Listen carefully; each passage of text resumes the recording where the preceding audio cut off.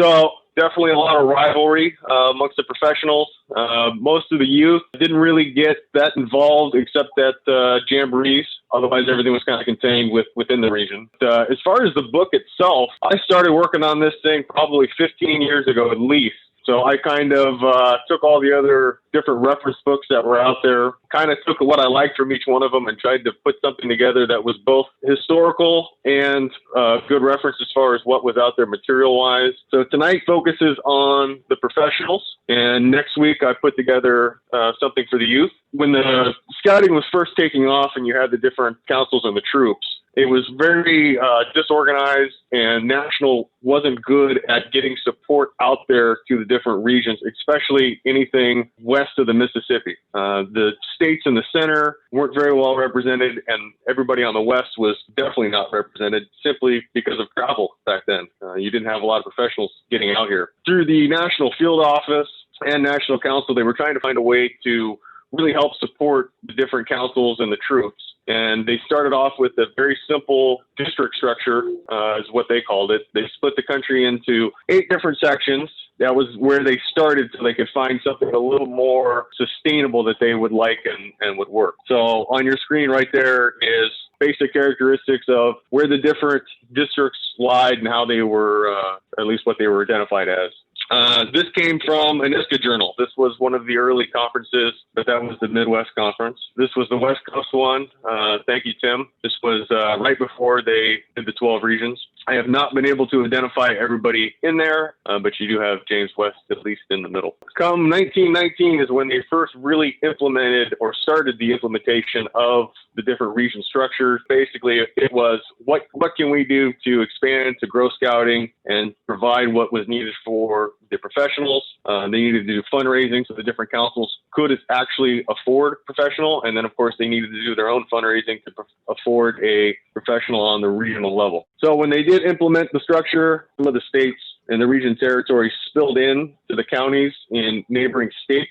And then, of course, when this was implemented, Puerto Rico, for example, was not part of the region. So come 1920, here's your basic organizational structure regarding the field committee. Schiff was a big part of this, so was Lawrence. And then when they got into the actual organization, they did come up with a regional chairman, regional executives. And the regional headquarters in the early years actually moved every time they got a new regional executive. So wherever their hometown was considered the headquarters town of the region until more in the late 30s. They basically created more of a home office that didn't move around. So if you were executive and you moved into the region, you basically moved to wherever the headquarters was to stay close. And I believe all of them were in other major cities. Region 12, for example, Los Angeles. So you have the different committees that were helped kind of form to organize the different structure within the regions to provide the support for the council, because that was really what it was all about. And on the left, you've got the different plans and organizations for those committees on how they would implement their different plan. Fisher did visit every region in the early years and kind of helped get things up and rolling in order to provide the support and make sure everybody was on the same objective. And they did implement a quota plan for membership to help growth. Their goal was to take every council that was a second-class council and turn it into a first-class council, which Region 12 was the first to do that. Here's a picture, Region 12, 1921. And then the conferences. The conferences were very big, the rivalry between the regions. This is where it really kind of blossomed, for lack of a better term. As the pre-regions, see 1918, 1919, they were having local training conferences for the professionals. And that's what kind of spurred into the biannual conferences where they got all the executives together on the region level. And they did invite council executives to attend some of those. Different professionals would make different presentations at these events or conduct different training seminars. And they would all tout and brag about what they were doing at their home region. And that's what kind of created the rivalry, especially when it came to finances and number of scouts in their particular region. So this is the first actual conference in 1920. There is no known insignia from that conference. 1922 is when insignia first started to appear. So you'll see the Region 6 guys there with the armbands. The big picture on the bottom right, there are armbands there from Region 2, Region 8, Region 6, and Region 12. We have not seen the 8 that I'm aware of, but there is at least 2, 6, and 12. This picture I have not found an actual picture of. This one came out of a book. There are some insignia from this one, but nothing that we've been able to verify from pictures per se, other than basically Region 2 is the only known one for sure. But all the executives were given the neckerchief slide there. And in 1924 was the first year that nationals started to realize and I guess exacerbate the rivalry between the regions. So what they did is these are early patrol flashes, and each region was given a specific color combination to identify themselves. Region 2, that was their own armband that they came up with, but every attendee did receive a different flashing, and there's a little list there of everything that each attendee was provided. So here's 24. Everybody got that button, and then in 26, they went from the shoulder flashes to the neckerchiefs. So each region had its own, again, distinct color combination to identify themselves. Some of the regions did have their own insignia as well, but primarily they all wore the neckerchiefs. So here's 1928. This is actually 2 panoramics. You'll see in the one on the bottom, they spliced it together. The gentleman on the bottom picture on the far left, you can see him kind of hanging off the wall. And if you look at the picture on the top right, he's also hanging off the wall on that picture. So that year, same thing with the neckerchiefs, same color combinations as previous.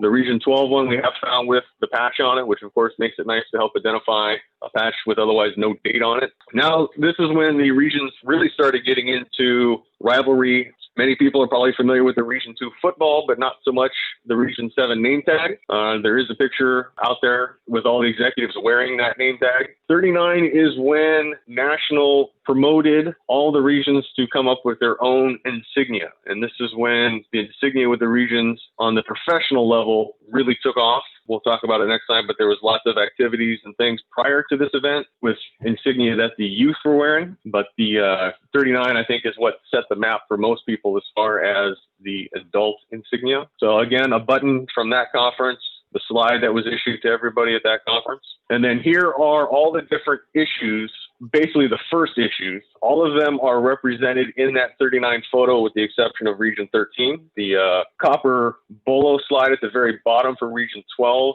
They were the only one who didn't have a patch per se. They wore their lanyard. Interesting story on the Region 5 acorn patch. The story I was told is that somebody had them made up, one of the professionals, at their Region 5 annual meeting. They were thrown out on a table. And Region 5, with the acorn was, and the award escapes me, the Acorn Award, but whose name it was a membership award. Region 5 had won it numerous years, which is why they adopted that acorn at that time. But the patches were on a table for anybody who wanted to take them. Several of them are in excellent condition because many of them didn't put them on uniforms. They just grabbed them off the table. So that's the story. Whether or not there's any truth behind it, I honestly don't know. So here are some interesting items from prior conferences. You'll see there from 26 and 28. The Region 6 leather from 28 is the first region neckerchief slide that we've been able to identify. There are gentlemen in the picture wearing it. And the Region 7 is a neck piece that was hung from a chain. Several people wearing that in that conference as well. Region 6 was pinned to the sleeve at that conference. It was literally just a clasp on the back like you would find on a button. The individual regions and their recognition. Not all the regions had notable recognition. They all kind of did something for their professionals, but at least 4, 8, and 9, and I believe I've got 12 somewhere. But these were the big ones that were known that everybody's kind of aware of. Basic description of each of them, all the regions in 55.